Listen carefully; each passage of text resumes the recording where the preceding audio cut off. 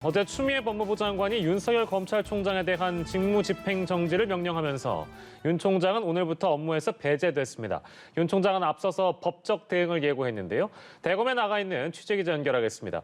김수광 기자, 오늘 윤 총장은 출근하지 않았죠?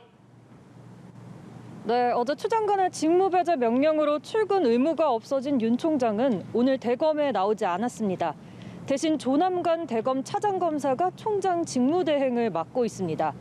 앞서 윤 총장은 추 장관이 내세웠던 비위 혐의들을 인정할 수 없다고 했던 만큼 이르면 당장 오늘 중 법적 대응에 나설 가능성도 있습니다.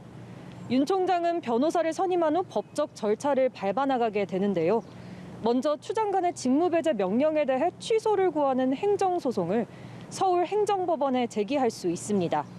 그리고 이 소송에 대한 결과가 나올 때까지 직무배제 명령의 효력을 멈춰달라는 집행정지 신청도 할 수 있습니다.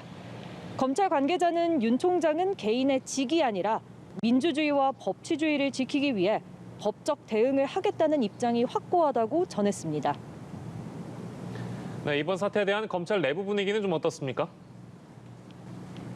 법무부 장관이 현직 검찰총장을 직무에서 배제시킨 전례 없는 일에 검찰 내부도 들끓고 있습니다. 먼저 추 장관의 발표가 있었던 어젯밤 이환우 제주지검검사가 검찰 내부망에 항의글을 올렸습니다.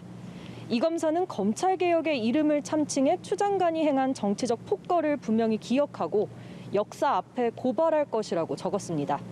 이어 수원지검 김경목 검사도 어젯밤 늦게 추 장관의 명령에 대해 비판하는 글을 남겼는데요. 김 검사는 추 장관의 명령에 대해 소위 집권 세력이 비난하는 수사를 하면 검찰개혁이란 이름으로 검찰총장을 내칠 수 있다는 선례를 남기는 일이라고 언급했습니다. 오늘도 비슷한 취지의 비판 글들이 이어졌는데 특히 추 장관이 윤 총장의 비위 혐의 가운데 하나로 꼽은 재판부 사찰 보고서를 작성한 검사가 공개 반발을 해 눈길을 끌었습니다.